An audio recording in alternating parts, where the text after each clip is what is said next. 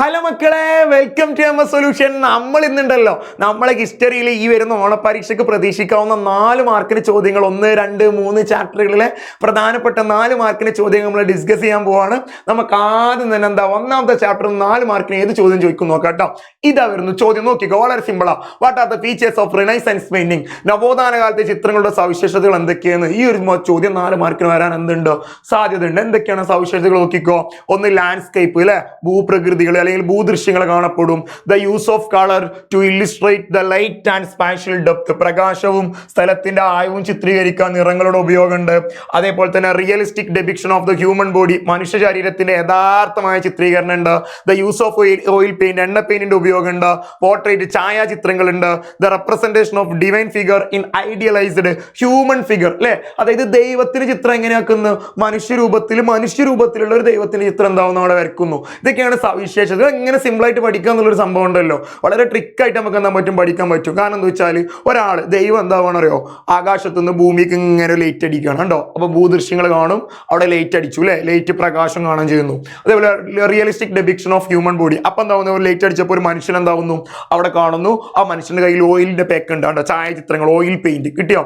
അയാൾ എന്ത് ചെയ്യുന്നുണ്ട്, ഓയിൽ ചിത്രങ്ങൾ കേട്ടോ, എണ്ണ ചായങ്ങളുടെ ഉപയോഗം. ഞാൻ അടുത്തൊക്കെ പോർട്രേറ്റ്സ്, അയാൾ എന്തുണ്ട്, ചായ കുടിക്കുന്നുണ്ട്. അപ്പൊ നമുക്ക് കിട്ടി ഛായാചിത്രങ്ങൾ കിട്ടി അല്ലെ. വളരെ സിമ്പിൾ ആണ്. ലൈറ്റ് അടിച്ചത് ആരാ, ദൈവം. അപ്പൊ അത്രയും മനസ്സിലാക്കി ആ ചാപ്റ്ററിന്റെ ആ ഒരു പ്രധാനപ്പെട്ട ഭാഗം എന്താ വളരെ കിട്ടും. ഇനി ഇങ്ങോട്ട് നോക്കി ചിത്രകാരന്മാർ ചിലപ്പോൾ അതിന്റെ കൂടെ നിങ്ങൾക്ക് എന്താ പറ്റും, യോജിക്കാണ്ടാവും അല്ലെങ്കിൽ അതന്നെ വേറെ രീതിയിൽ എന്താ ചോദിക്കും. ജിയോട്ടോ അല്ലെ, അയാൾ ഗ്രെക്കോ റോമൻ സ്റ്റൈലിൽ വരച്ചു. മസാച്ചോ, നമുക്കറിയാം മസാല അല്ലെ, ഒരു വട്ടപാത്രത്തിലുണ്ടാവും. അപ്പൊ റൗണ്ട് ഷേപ്പിൽ ചിത്രം വരച്ചു.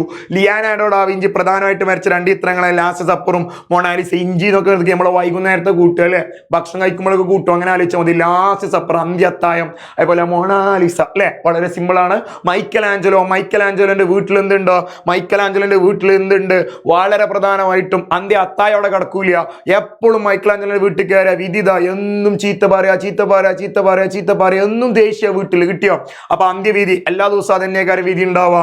അടുത്ത ഡിഷ്യനും റാഫേലും. എന്താ ഡിഷ്യനും റാഫേലും? നമ്മളെ പോലെ നല്ല മനുഷ്യന്മാരെ, ഡിഗ്നിഫൈഡ് ഹ്യൂമൻസിന് എന്തായി വരച്ചു. ഈ ഒരു ചോദ്യം വളരെ ഇമ്പോർട്ടന്റ് ആണ്. എക്സാമിന് അടുത്ത് നോക്കിക്കോ. ക്യാരക്ടറിസ്റ്റിക്സ് ഓഫ് റിനൈസൻസ് ലിറ്ററേച്ചർ എന്താ മനസ്സിലായോ?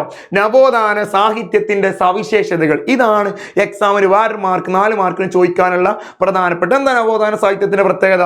സാഹിത്യകാരന്മാർ ഒരിക്കലും ദൈവത്തിനല്ല പ്രാധാന്യം കൊടുത്ത, മനുഷ്യനാണ് പ്രാധാന്യം കൊടുത്ത് അല്ലെ.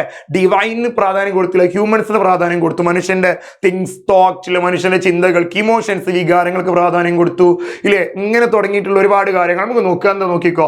Renaissance writers gave importance to individual liberty and secular values. നവോത്ഥാന എഴുത്തുകാർ വ്യക്തി സ്വാതന്ത്ര്യം, അതായത് മനുഷ്യന്റെ സ്വാതന്ത്ര്യത്തിനും അതേപോലെ തന്നെ സെക്യുലർ വാല്യൂസ്, മതേതര മൂല്യങ്ങൾക്കൊക്കെ എന്താ കൂടുതൽ പ്രാധാന്യം കൊടുത്തു. Renaissance literature was its breaking away from the scholasticism. കിട്ടിയോ. ഓല എന്തായി, ദൈവത്തിന് പ്രാധാന്യം കൊടുക്കുന്ന ആശയത്തിൽ നിന്ന് എന്തായി ഒഴിഞ്ഞു പോകുന്നു, സ്കോളാറ്റിസത്തിലേക്ക് എന്തായി അതിൽ നിന്ന് അകന്നു പോകുന്നു, മനുഷ്യന് പ്രാധാന്യം കൊടുക്കാൻ തുടങ്ങി. നോക്കി, റിനൈസൻസ് റൈറ്റേഴ്സ് അന്നത്തെ എഴുത്തുകാർ കാര്യമായിട്ട് എഴുതിയ ഏത് ഭാഷയില, ഈ പറയപ്പെട്ട സ്പാനിഷ് ഭാഷയിലോ ഇംഗ്ലീഷ് ഭാഷയിലാണോ? അല്ല, ഒരിക്കലും അല്ല. പോലെ ഇത് റീജിയണൽ ലാംഗ്വേജിലാണ്, പ്രാദേശിക ഭാഷയില. കാരണം എല്ലാവർക്കും എന്താവണം, മനസ്സിലാക്കാൻ പറ്റുന്ന ഭാഷ. അപ്പോൾ ഓരോ പ്രദേശത്തെ ഭാഷകളിലൊക്കെ എന്തായി അവർ എഴുതി. കുറെ ആൾക്കാരുണ്ടല്ലോ, ഓരോ ഫീച്ചേഴ്സ് ഉണ്ട്. ഇങ്ങോട്ട് നോക്കി നിങ്ങൾ. ദാന്തെ നമുക്കറിയാം, അയാളെ ജീവിതം തന്നെ ഒരു കോമഡിയാണ് കേട്ടോ, ഡിവൈൻ കോമഡി. പെട്ട് കഴിഞ്ഞ പിന്നെ പ്രണയഗാനം പാടിയിട്ട് കാര്യമില്ല, എന്നാലും ചിലപ്പോൾ വളഞ്ഞാലോ അല്ലെ.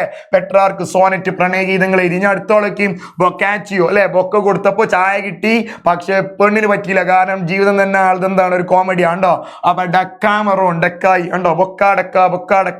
മാക്യവല്ലി, വല്യമ്മ. ഏത് വീട്ടിലും വല്യമ്മമാരുണ്ടോ, നമുക്ക് പ്രിൻസേക്കാരുണ്ടോ, ദ പ്രിൻസ്. ഇതേപോലെ കസാന്ദ്ര ഫെഡൽ രചിച്ച ഏറ്റവും പ്രധാനപ്പെട്ട വർക്കല്ല, കസാന്ദ്ര ഫെഡൽ എന്ന് പറഞ്ഞ എഴുത്തുകാരിയാണ്, പ്രാസംഗികയാണ് കേട്ടോ. അത് പ്രധാനമായിട്ടൊന്ന് ചിന്തിക്കുക. കാരണം പ്രസംഗിക്കുന്ന ആൾക്കാരാണ് നല്ലോണം എന്താവാ, കസര അല്ലെ. ആ ഒരു കാര്യം ചിന്തിച്ചാൽ വളരെ കിട്ടും. ഞാൻ അടുത്തൊക്കെ ചോദ്യം ശ്രദ്ധിക്കണം കേട്ടോ. The influence of humanism become the reason for reformation, justify this statement. അതായത് മാനവികതയുടെ സ്വാധീനം മതനവീകരണത്തിന് കാരണമായി. ഒന്നുമില്ല, ചോദ്യം തന്നെയാണ്. What is reform movement? എന്താണ് മതനവീകരണ പ്രസ്ഥാനം? ഒന്ന് നോക്ക്. എന്താ മതനവീകരണ പ്രസ്ഥാനം? നമുക്കറിയാം, യൂറോപ്പിൽ ഒരു സഭ ഉണ്ടായിരുന്നു അല്ലെ. എന്താണ് ആ സഭ? ഞാൻ പറഞ്ഞാണ് ഈ കത്തോലിക് സഭ. ഈ കത്തോലിക്ക സഭയിൽ ഒരുപാട് ആചാരങ്ങളും വിശ്വാസങ്ങളൊക്കെ ഉണ്ടായിരുന്നില്ലേ. അതായത് യൂറോപ്പിലെ കത്തോലിക് ചർച്ചിൽ ഒരുപാട് ബിലീവ്സ് കിട്ടിയോ, ആൻഡ് പ്രാക്ടീസ് ഇതൊക്കെ ഉണ്ടായിരുന്നു. പക്ഷെ ഇതൊന്നും വേണ്ട പോലെ നല്ലതല്ലാത്തൊരു സ്വഭാവമാണ് ഉണ്ടായിരുന്നത്. അതുകൊണ്ട് തന്നെ കുറെ ആൾക്കാർ, മാനവികതന്റെ ആൾക്കാർ, ഹ്യൂമാനിസ്റ്റുകളൊക്കെ എന്തായി പ്രൊട്ടസ്റ്റ് ചെയ്തു, അതിനെതിരെ എന്തായി പ്രതിഷേധിച്ചു. ഓലെന്തായി എങ്ങനെയാണ് ഒരു സംഭവം ഉണ്ടായത്? പ്രധാനമായിട്ടും ഒരു ആചാരവിശ്വാസവുമായി ബന്ധപ്പെട്ട ഒരു പ്രശ്നം എന്ന് വെച്ചാൽ ഒരു ഇഷ്യൂ ഉണ്ട്. എന്താ ഇഷ്യൂ അറിയോ? Sale of indulgences. എന്താ സെയിൽ ഓഫ് ഇൻഡൽജൻസസ്? പാപവിമോചന പത്രിക വിൽക്കുക എന്നുള്ള ഒരു സംഭവം. ഇതിന് വേണ്ടിയിട്ട് എന്തായി, ഒരു ഡൊമിനിക്കൻ മോങ്ങുണ്ട് ടെൻസിൽ, അയാൾ എന്ത് ചെയ്തു അറിയോ? അയാൾ നേരെ ജർമ്മനിയിൽ വന്നിട്ട് ഇതിങ്ങനെ വാങ്ങിക്കോളി വിറ്റോളി എന്നൊക്കെ പറഞ്ഞപ്പോൾ ആൾക്കാരെല്ലാവരും ഇത് വാങ്ങാൻ തുടങ്ങി. പക്ഷെ അതിന് എതിർത്തൊരു വ്യക്തി ഉണ്ട് കേട്ടോ. His name is known as Martin Luther. Martin Luther എന്ത് ചെയ്തു മക്കളെ? 95 തീസിസ് 95 പ്രബന്ധങ്ങൾ കൊണ്ടുപോയിട്ട് അവിടെ വിറ്റ് പറഞ്ഞ് ബർഗർ എന്നുള്ളൊരു ചർച്ച് ഉണ്ട്. അങ്ങനെ ആലോചിച്ചാൽ മതി കേട്ടോ. അപ്പൊ ആ ചർച്ചിന്റെ പേര് വിറ്റൻബർഗ് ചർച്ച് ഉണ്ടോ? വിറ്റ് പറഞ്ഞുകൊണ്ട് എന്താവാ ബർഗർ കഴിക്കുക. അപ്പൊ ആലോചിച്ചാൽ മതി. അവിടെ കൊണ്ടുപോയിട്ട് 95 തീസിസ് എന്തായി ഒട്ടിച്ചു വെച്ചു. അങ്ങനെ അന്ന് മുതലാണ് പ്രൊട്ടസ്റ്റ് മൂവ്മെന്റ് തുടങ്ങുന്നത്. വർഷം 1517. SLC പഠിക്കുന്ന കുട്ടികളുടെ പ്രായം 15. 2 കൊമ്പ് 2 കുട്ടികൾ. വളരെ സിമ്പിൾ ആയിട്ട് എന്താവും നമുക്ക് ആ ഒരു ഉത്തരം വളരെ സിമ്പിൾ ആയിട്ട് കിട്ടും. അതാണ് പിന്നീട് എന്തായിട്ട് മാറിയത്? Protest reformation. കിട്ടിയോ? മതനവീകരണ പ്രസ്ഥാനമായിട്ട് മാറി. കുട്ടികൾക്ക് വളരെ സിമ്പിൾ ആയിട്ട് എന്താ കിട്ടിയിട്ടുണ്ടാവും എന്ന് കരുതുന്നു. അടുത്ത ചോദ്യം നോക്കിക്കോ. Write the role of the woman in the French revolution. French വിപ്ലവത്തിൽ കുറെ സ്ത്രീകൾ എന്തായിട്ടുണ്ട്? ഒരുപാട് പങ്കുവച്ചിട്ടുണ്ട്. എന്താ പ്രശ്നം? സ്ത്രീകൾ സമരം നടത്തി. ഫ്രഞ്ചിൽ ഫുഡ് ഷോർട്ടേജ് ഉണ്ടായി. എന്തുണ്ടായി? Food shortage. അതായത് because of the food shortage ഭക്ഷ്യക്ഷാമം ഉണ്ടായപ്പോഴോ thousands of woman march to the palace of Versailles. Versailles പാലസിലേക്ക് എന്തായി? സ്ത്രീകൾ ഇഷ്ടം പോലെ സ്ത്രീകൾ സമരം നടത്തി. കാരണം വീട്ടിൽ പാചകം ചെയ്യാൻ എന്തില്ല മക്കളെ? ഭക്ഷണമില്ല. അപ്പൊ സ്ത്രീകൾ മൊത്തത്തിൽ എന്തായി? ഭക്ഷണം തേടാൻ വേണ്ടിയിട്ട് നേരെ പോവാണ്. എടുക്ക പോണത്? വേഴ്സൈസ് പാലസിലേക്ക്. ഒരു കിങ്ങിനെ കൊണ്ടുവന്ന് പാരീസ് നഗരത്തിൽ വെച്ചു. കിങ്ങിനോട് പറഞ്ഞു ഞങ്ങൾ പറയുന്ന കാര്യങ്ങളൊക്കെ കേൾക്കണം, ഇല്ലെങ്കിൽ ഞങ്ങൾ എന്തോ നിങ്ങൾ എല്ലാവരും പാടെ അടിച്ചു മൂലക്കലാക്കുന്നു പറഞ്ഞു. ആരാ പറയുന്ന അറിയോ? ആരാ പറയുന്നത്? വുമൻസ്. കിട്ടിയോ? ആണ് നോക്കി. അങ്ങനെ finally the king accept the decision of the national assembly. ദേശീയ അസംബ്ലി അതായത് സ്ത്രീകൾ പറഞ്ഞ കാര്യങ്ങളൊക്കെ അംഗീകരിക്കാൻ ആര് നിർബന്ധിതരായി? സ്ത്രീകൾ നിർബന്ധിതരായി. ഇതാണ് പ്രധാനമായിട്ടുള്ളത്. ഞാൻ സ്ത്രീകൾ ആരൊക്കെ നോക്കിക്കോട്ടോ. ഒന്നാമത്തെ ആളെ പേരാണ് ഗൂഷ്. രണ്ടാമത്തെ ആളെ പേരാണ് ജെന്നി റോളണ്ട്. കിട്ടിയോ? അപ്പൊ ജെന്നി എന്നൊക്കെ പറഞ്ഞാൽ കാറ്റുപോലെയാണെന്ന് ആലോചിച്ചാൽ മതി. ഗൂഷ് കാഷ് അല്ലേ? അങ്ങനെ ആലോചിച്ചാൽ വളരെ സിമ്പിൾ ആയിട്ട് എന്താ കിട്ടും. എന്താ ഗൂഷ് പറഞ്ഞത് അറിയോ? ഗൂഷിന്റെ പ്രധാനപ്പെട്ട ഒരു വർക്ക് ഉണ്ട്. Declaration of the right of woman and the female citizen. എന്താ സ്ത്രീ പൗരരും സ്ത്രീ പൗരരുടെ അവകാശങ്ങളും സ്ത്രീകളുടെ അവകാശങ്ങൾക്ക് വേണ്ടിയിട്ട് നിലകൊണ്ട ഒരാളാണ് ആര്? ഈ പറയപ്പെട്ട ഗൂഷ്. കിട്ടിയോ? എന്നിട്ട് ഗൂഷ് പറയാണ്. ഗൂഷ് പ്രധാനമായിട്ടും പറഞ്ഞൊരു കാര്യമുണ്ട്. എന്താണ് അറിയോ? ഈ വുമൻസിന് എന്ന് പറഞ്ഞാൽ റൈറ്റ് ആസ് എ മെൻ, മെന്നിന് അതായത് പുരുഷനുള്ള അതേ അധികാരം ആർക്കുണ്ടാവണം? സ്ത്രീകൾക്ക് ഉണ്ടാവണം എന്ന് പറഞ്ഞു. ഞാൻ നോക്കിട്ടോ. അങ്ങനെ ഇക്വാളിറ്റിക്ക് വേണ്ടിയിട്ടൊക്കെ നിലനിന്നു ഗൂഷ്. അങ്ങനെ പ്രധാനമായിട്ടും വേറൊരാളുണ്ട് കേട്ടോ, ജെന്നി റോളണ്ട് ഇക്വാളിറ്റിക്ക് വേണ്ടിയിട്ടും സമത്വത്തിന് വേണ്ടിയിട്ടും നിലകൊണ്ടു. ഇതേപോലെ പറയാനുള്ളത് ജെന്നി റോളണ്ട് പ്രധാനമായിട്ടും പറഞ്ഞത് സ്ത്രീകൾക്ക് എന്ത് വേണം? സ്വത്ത് കൈവശം വെക്കാനുള്ള അവകാശം വേണം. അതേപോലെ ഡൈവോഴ്സ് കിട്ടിയ വിവാഹമോചനത്തിലുള്ള അവകാശം വേണം. ഇത്ര അതിൽ പ്രധാനമായിട്ടും പറയാനുള്ളത്. അടുത്ത ക്വസ്റ്റ്യൻ രണ്ടാമത്തെ ചാപ്റ്ററിൽ പ്രധാനമായിട്ടും 4 മാർക്കിന് ചോദിക്കുന്ന ഒരു ചോദ്യം കേട്ടോ. Which are the factors that helped the rise of middle class? അല്ലെ, സാധാരണക്കാരുടെ കൂട്ടത്തിൽ ഒരുപാട് മിഡിൽ ക്ലാസ് ഉണ്ടായി വന്നില്ലേ? ഓലെ ഉയർച്ചയെ സഹായിച്ച പ്രധാനപ്പെട്ട ഫാക്ടേഴ്സ്, ഘടകങ്ങൾ എന്തൊക്കെയാണ്? വളരെ സിമ്പിൾ ആയിട്ട് നോക്കിക്കോട്ടോ. ഒന്നാമത്താണ് അഗ്രികൾച്ചറൽ പ്രോഗ്രസ്. കുറെ കാർഷികോൽപാദനം കൂടിയപ്പോ അവിടെ പുതിയ സിറ്റി വന്നു. സിറ്റിയിലേക്ക് പുതിയ കുറെ ആൾക്കാർ എന്തായി? ജോലി തേടിപ്പോയി. അങ്ങനെ വന്ന ആൾക്കാരൊക്കെ എന്താ? ഒരുപാട് റിച്ച് ആയി. പിന്നെ ബാങ്കേഴ്സ് ഉണ്ട്, ടീച്ചേഴ്സ് ഉണ്ട്, ലോയേഴ്സ് ഉണ്ട്. ഇവരൊക്കെ ഏത് കൂട്ടത്തിൽ പെടും മക്കളെ? മിഡിൽ ക്ലാസ്സിൽ പെടും. ഇങ്ങോട്ട് നോക്കി. അങ്ങനെ പ്രോഗ്രസ് ഉണ്ടായപ്പോ ന്യൂ സിറ്റീസ് എമർജ്, പുതിയ സിറ്റികൾ എന്തായി? ഉയർന്നു വന്നു. അങ്ങനെ എംപ്ലോയ്മെന്റ് ഓപ്പർച്യൂണിറ്റീസ് അല്ലെ, തൊഴിലവസരങ്ങൾ തേടിയിട്ട് കുറെ ആൾക്കാർ എന്താവാണ്? They go to the cities. സിറ്റിയിൽ പോകുന്നു. അവരെങ്ങനെ എന്താവുന്നു? സമ്പന്നരാവുന്നു. ഞാൻ പറഞ്ഞ പോലെ ഇവര് എന്താവുന്നു? ബാങ്കേഴ്സ് ഉണ്ട്, ലോയേഴ്സ് ഒക്കെ, ഡോക്ടർമാരൊക്കെ കൂട്ടത്തിൽ എന്താവുന്നുണ്ട്? പെടുന്നുണ്ട്. എന്ത് പറഞ്ഞാലും വേണ്ടിയില്ല. ഓല അവസ്ഥ എന്തായിരുന്നു? പെയ്ഡ് ടാക്സ് ടു ദ ഗവൺമെന്റിന് അവരെന്ത് കൊടുക്കണമായിരുന്നു? നികുതി കൊടുക്കണമായിരുന്നു. ഈ ഒരു കാര്യം എന്താവാ? എല്ലാവരും ചിന്തിക്കുക. അടുത്ത ക്വസ്റ്റ്യൻ നോക്കിക്കോ. Prepare a short note about tennis court പ്രതിജ്ഞയെ കുറിച്ച് ചുരുക്കി എഴുതാനാണ് പറഞ്ഞിട്ടുള്ളത്. വളരെ സിമ്പിൾ ആയിട്ട് നമുക്ക് അറിയാം അല്ലെ. സ്റ്റേറ്റ് ജനറലൊക്കെ കൂടിയ സ്റ്റേറ്റ് ജനറലൊക്കെ ഉണ്ടായപ്പോൾ അവിടെ വോട്ടിംഗ് റേറ്റ് ഒക്കെ ഉണ്ടായിരുന്നല്ലോ. ടാക്സ് കൂട്ടണം എന്നൊക്കെ പറഞ്ഞില്ലേ ലൂയിസ് 16. ആ സമയത്ത് മൂന്നാമത്തെ സ്റ്റേറ്റുകാർ ഒരു ഡിമാൻഡ് മുന്നോട്ട് വെച്ചു. എല്ലാവരും ഒരുമിച്ച് കൂടണം അല്ലെ.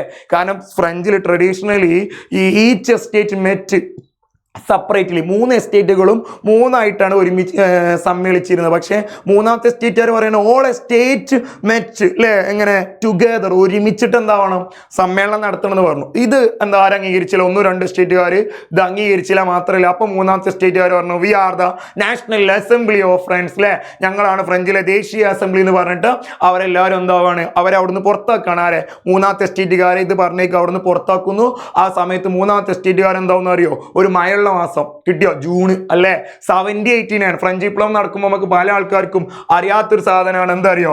17 അല്ലെ, ജൂൺ 1789 വർഷം പഠിക്കാൻ സുഖം. ഫ്രഞ്ച് വിപ്ലവത്തിന്റെ വർഷം 789 ഫാൻസി നമ്പറാ. അത് ആലോചിച്ചാൽ തന്നെ വളരെ സിമ്പിൾ ആയിട്ട് കിട്ടും. അതായത് ജൂൺ 17 ഇവർ എന്തായിട്ടുള്ളത്? ഫ്രഞ്ച് ഈ പറയപ്പെട്ട എസ്റ്റേറ്റ് ജനറലിന്റെ ഹാളിൽ വെച്ചിട്ട് ഒല കാര്യം പറഞ്ഞു. We are the national assembly of France. കണ്ടോ, ഞങ്ങളാണ് ഫ്രഞ്ചിലെ ദേശീയ അസംബ്ലി എന്നെന്തായി പ്രഖ്യാപിച്ചു. അങ്ങനെ അവർ പ്രഖ്യാപിച്ചപ്പോൾ അവരെ പുറത്താക്കി. അങ്ങനെ എന്താവുന്നു, അതിനുശേഷം ഓൺ 7 20 ദിവസം കഴിഞ്ഞപ്പോൾ ഓൽക്ക് മനസ്സിലായി പ്രതിഷേധിക്കാൻ ഒരു സ്ഥലം വേണം. അങ്ങനെയാണ് ഓൽക്ക് ഒരു കോട്ട് കിട്ടിയത്. ഏതാണ് കോട്ട് മക്കളെ? ടെന്നീസ് കോട്ട് അല്ലെ. ടെന്നീസ് കോട്ടിൽ ഒരുമിച്ച് കൂടാ 3 ദിവസം കഴിഞ്ഞിട്ട്. അപ്പൊ കിട്ടിയില്ലേ 17 + 3 = 20 അല്ലേ. അപ്പൊ ജൂൺ 20 മഴയുള്ള മാസം. കണ്ടോ, 1789 ആരുടെ നേതൃത്വത്തിൽ? ബെയിലിന്റെ നേതൃത്വത്തിൽ അബ്ബേസിയസ് മിറാബോ. ഇന്ന് നമ്മൾ എന്താവുന്ന അറിയോ, കഴിഞ്ഞ ക്ലാസ്സിൽ ഇതിനെ കുറിച്ചിട്ടുള്ള പ്രധാനമായിട്ടുള്ള ലൈവ് ഒക്കെ ഉണ്ട്. ലൈവിൽ ഇതിനെ കുറിച്ച് കറക്റ്റ് ആയിട്ട് പറഞ്ഞിട്ടുണ്ട്. അവിടെ വെച്ചിട്ട് എന്തായി ഈ നേതാക്കന്മാരുടെ നേതൃത്വത്തിലേക്ക് എല്ലാവരും എന്തായി ടെന്നീസ് കോർട്ടിൽ ഒരുമിച്ച് കൂടി. കിട്ടിയോ? അങ്ങനെ ഒരു പറഞ്ഞു, we are not to leave until we make a constitution for France. ഫ്രഞ്ചിനായിട്ട് ഒരു ഭരണഘടന ഉണ്ടാക്കുന്നത് വരെ ഞങ്ങൾ ആരും എന്താവില്ല, ഇവിടെ വിട്ടു പോകില്ല എന്ന് എന്തായി അവർ പ്രതിജ്ഞ ചെയ്തു. അത് നമ്മൾ വിളിക്കണ പേരാണ് ടെന്നീസ് കോർട്ട് ഓത്ത്. ഞാൻ അടുത്തായിട്ട് നോക്കിക്കോട്ടോ. Write any limitations of the common sense knowledge. 3ാമത്തെ ചാപ്റ്റർ എന്നാ കോമൺ സെൻസ് നോളജ്, സാമാന്യബോധം. കുറെ ലിമിറ്റേഷൻസ് ഉണ്ടാവും. കാരണം എന്താ, കേൾക്കുന്നതും ആവൂല പറയുന്നത് അല്ലേ, ഭാഗികമായിട്ട് അറിയാൻ കിട്ടുള്ളൂ. പക്ഷെ എന്താവും, നമ്മൾ കുറെ ഊഹിച്ച് പറയും അല്ലേ, അത് കുറെ പ്രശ്നങ്ങളൊക്കെ ഉണ്ടാക്കുന്നുണ്ട്. എന്തൊക്കെ നോക്കിക്കോട്ടോ. 1ാമത്തെ നോക്കിക്കോ, പ്രൊവൈഡ് ഓൺലി പാർഷ്യൽ നോളജ്. ഭാഗികമായ അറിവുകൾ മാത്രം എന്താവുള്ളൂ കൊടുക്കുള്ളൂ. ഏതൊരു സംഭവം ഉണ്ടെങ്കിലും അതിനെ കുറിച്ച് കറക്റ്റ് ആയിട്ടുള്ള നോളജ് എന്താവില്ല, കൊടുക്കൂല. അതുകൊണ്ട് തന്നെ ആൾക്കാരെ കുറിച്ച് പലതും പറയാൻ കഴിയും അല്ലെ. നമ്മൾ ക്ലാസ്സിൽ ഒരു കുട്ടി വന്നിട്ടില്ല എന്ന് പറയുമ്പോൾ നമ്മൾ ചിന്തിച്ചു മോള അവിടെ പോയതേക്കാരം അല്ലേ. അതേപോലെ release on speculation or practice. എന്തിനെ അടിസ്ഥാനമാക്കിയിട്ടുള്ളതാണ്? ഊഹാപോഹങ്ങളെ, ആചാരങ്ങളെ. അങ്ങനെയൊക്കെ നമ്മൾ ചിന്തിക്കണം. എന്തെങ്കിലും കേൾക്കുമ്പോൾ അതിനുണ്ട് ഊഹിക്കണം അല്ലേ. Not based on scientific study. മഴ പെയ്യും നമ്മൾ പറയും, പക്ഷെ നമ്മളിപ്പോൾ ശാസ്ത്രീയമായി പഠിച്ചിട്ടാണോ? അല്ലെ, വെറുതെ ഊഹിച്ച് പറയാം അല്ലെ. അടുത്ത് നോക്കി, complex social problem cannot B understand. ഇങ്ങനെ പോയാൽ സമൂഹത്തിലെ പ്രശ്നങ്ങൾ മനസ്സിലാക്കാൻ കഴിയോ? ഒരിക്കലും എന്താവില്ല, മനസ്സിലാക്കാൻ കഴിയും. ഇതാണ് ലിമിറ്റേഷൻസ്. ഞാൻ അടുത്ത് ചോദ്യം നോക്കിക്കോട്ടോ. Who was introduce the concept of sociological imagination? What are its characteristics അല്ലെ. എന്താ മനസ്സിലായോ? സോഷ്യോളജിക്കൽ ഇമാജിനേഷൻ എന്നുള്ള സംഭവം ആരാണ് ആദ്യമായിട്ട് മുന്നോട്ട് വെച്ചത്? നോക്കിക്കോ, ചാൾസ് എന്ന് പറയുന്ന ആളാട്ടോ. ചാൾസ്. ഇയാൾക്ക് ഒരു മില്ലുണ്ടായിരുന്നു. അപ്പൊ അയാളെ പേരിന്റെ അവസാനത്തിൽ ഒരു മില്ലുണ്ടാവും അല്ലെ. ഇയാൾ മില്ലിലിരുന്ന് എന്നും എഴുതും, ഇരുന്ന് ഇയാൾ എഴുതും. കിട്ടിയോ? അപ്പൊ ഇയാളെ പേരാണ് ചാൾസ് റൈറ്റ്സ് മിൽസ്. കിട്ടിയോ? വളരെ സിമ്പിളാ. അപ്പൊ ആ ഫസ്റ്റ് ചോദ്യത്തിന്റെ ആൻസർ എന്തായി? കിട്ടി. ഇനി നമുക്ക് നോക്കിക്കോട്ടോ, എന്താണ് അതിൽ പറയണത്? ആളെ ഫോട്ടോ കണ്ടില്ലേ? യെസ്, വളരെ സിമ്പിൾ ആയിട്ട് ആ കാര്യം നമുക്ക് എന്താവും കിട്ടും.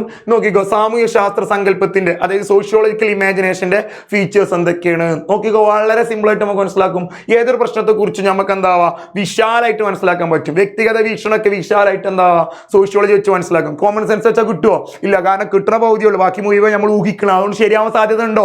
ഇല്ല. അടുത്ത് നോക്കിക്കോ, understanding of social issues in depth. സാമൂഹ്യ പ്രശ്നങ്ങൾ വിശാലായിട്ട് മനസ്സിലാക്കിയ ആയത്തിൽ നമുക്ക് എന്താവാ ഏതൊരു പ്രശ്നത്തിൽ മനസ്സിലാക്കാൻ കഴിയും. Self reflection. ഏതൊരു പ്രശ്നം നല്ലതാണെങ്കിലും ചീത്തതാണെങ്കിലും നമുക്ക് ചിലപ്പോൾ എന്താവും, ഞാനും ഇങ്ങനെയാണല്ലോ എന്നുള്ളൊരു ചിന്ത വരും. സ്വയം പ്രതിഫലിക്കും. നമ്മൾ ആരാന്ന് തിരിച്ചറിയാൻ കഴിയും.